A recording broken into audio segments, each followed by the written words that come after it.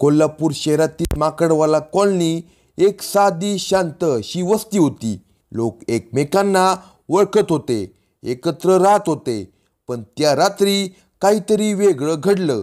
शेजाऱ्यांना अजूनही विश्वास बसत नव्हता की त्यांच्या शेजारी असलेल्या सुनीलने जे कृत्य केलं होतं त्याने अख्खा महाराष्ट्र हादरला होता. त्या रात्री अचानक आरडाओरड झाली. काय चाललंय काही लोकांनी विचारलं, पण बाहेर काहीच हालचाल नव्हती.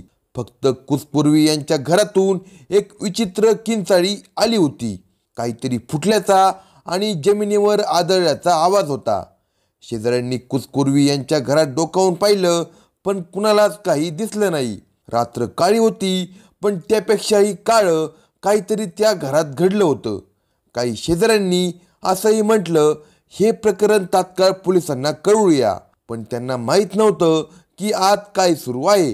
दरम्यान एका कोपऱ्यात सुनील एकटा बसलेला होता. अंधारात तो अघोरी कृत्य करत आईच्या मृतदेहाकडे पाहत होता. सकाळी लवकरच एक शेजारी पोलीस स्टेशनमध्ये धावत गेला.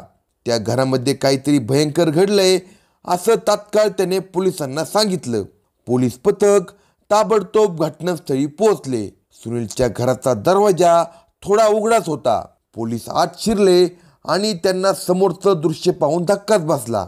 यल्लम्मा कुचकोर्वी ही 60 वर्षाची महिला जमिनीवर पडली होती आणि तिच्या शरीरावर असंख्य जखमा होत्या.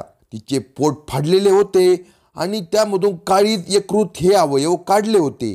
पण एक विचित्र गोष्ट पोलिसांच्या लक्षात आली. सुनील हा तिचा 40 वर्षाचा मुलगा तिथे शेजारी बसला होता.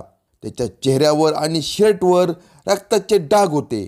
शेजारी गॅसवर एका तव्यावर मांस शिजवताना तो मग्न होता. त्याचा चेहरा आणि कपडे पूर्णतः रक्ताने माखलेले होते. हे काय चाललंय? पोलीस अधिकारी एस मोरे यांनी धक्का बसलेल्या आवाजात विचारलं. सुनीलने हसत हसत उत्तर दिलं, मी काहीतरी नवीन बनवतोय. आईला हे आवडलं असतं. पोलिसांनी तात्काळ त्याला ताब्यात घेतलं, पण त्या दृश्याने त्यांचे मन कोसळलं होतं. आईचा निर्गुण खून आणि तव्यावर शिजवलेले तिचे अवयव एक अशक्य प्रकार होता. पोलिसांनी मृतदेहाचा आणि घटनास्थळाचा पंचनामा केला. मृतदेह पोस्टमॉर्टमसाठी शासकीय रुग्णालयात पाठवून दिला. शेजारी आणि नातेवाईक त्या दिवशी एकत्र जमले. कोणालाच माहीत नव्हतं की असं काय झालं होतं ज्यामुळे सुनीलने आपल्या आईचा इतक्या क्रूर पद्धतीने खून केला होता. तो मुलगा चांगला होता, कधी तसं काही दिसलं नव्हतं, एका शेजाऱ्यानं म्हटलं. सुनीलचे लग्न झाले असून त्याला 3 मुले होती, पण तो बायकोला सतत त्रास देत असल्यामुळे त्याची बायको 2 वर्षापासून माहेराला निघून गेली होती. त्यामुळे सुनील आईसोबत एकटाच राहत होता. सुनीलने कधीही काही संशयास्पद केलं नव्हतं, पण आता जेव्हा त्याचा गुन्हा जगासमोर आला तेव्हा लोक विचार करू लागले, काय कारण असेल. सुनील शांतपणे चौकशीसाठी बसला होता. त्याचा चेहरा अजूनही विचित्र हसू दाखवत होता, पण त्याच्या डोळ्यात काहीतरी वेगळं होतं. पोलिसांनी शोध घ्यायला सुरुवात केली.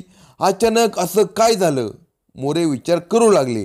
काही साक्षीदारांनी सांगितलं की त्या दिवशी सुनील आणि त्याच्या आईमध्ये जोरदार वाद झाला होता.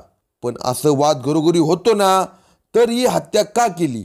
दिवस गेले, चौकशी सुरू झाली. सुनीलला पोलीस ठाण्यात आणलं गेलं आणि त्याच्याकडून चौकशी केली जात होती. सुरुवातीला त्याने काही सांगितलं नाही, पण हळूहळू त्याने त्याचं रहस्य उघडायला सुरुवात केली. आई मला नेहमी अडवत होती, सुनीलने सांगितलं. मला तिच्या मर्यादा आवडत नव्हत्या. ती माझं म्हणणं कधीच मानत नव्हती. पोलिसांना सुनीलचा हा राग समजू लागला, पण त्यात काहीतरी अधिक होतं. आणि मग सुनीलने त्याचं खरं कारण उघडलं. माझं सगळं तिच्यावरच अवलंबून होतं. ती मला पैशावर मर्यादा घालायची, मला हवं ते मिळणार नाही असं सांगायची. सुनील दारू पिण्यासाठी पैशाची मागणी करत होता, परंतु त्याच्या आईने त्याला नकार दिला होता.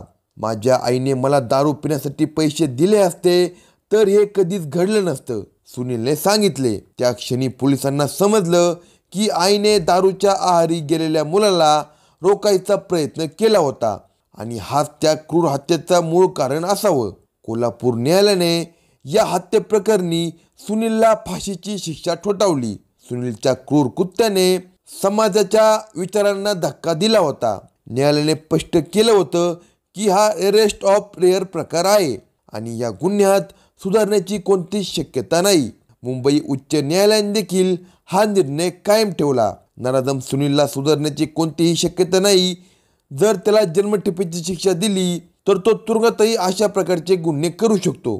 कॉलनीतील लोकांनी या प्रकरणावर खूप चर्चा केली. सुनीलसारखा माणूस त्यांच्या शेजारी राहत होता हे त्यांना अजूनही स्वीकारता येत नव्हतं. आईचं प्रेम, आईची माया, त्यांचं यथार्थ रूप किती मूल्यवान आहे याची जाणीव या घटनेनं लोकांना करून दिली. कधी कधी माणसाच्या अशा गूढ प्रवृत्तीमुळे अनपेक्षित आणि अमानवी गोष्टी घडतात. याच घटनेमुळे समाजाने आपले नाते कसे जपावे हे शिकण्याची गरज आहे. अशाच नवनवीन क्राईम स्टोरी ऐकण्यासाठी कलम 302 या मराठी चॅनेलला सबस्क्राईब करा आणि आपल्या प्रतिक्रिया कमेंट बॉक्समध्ये कळवा.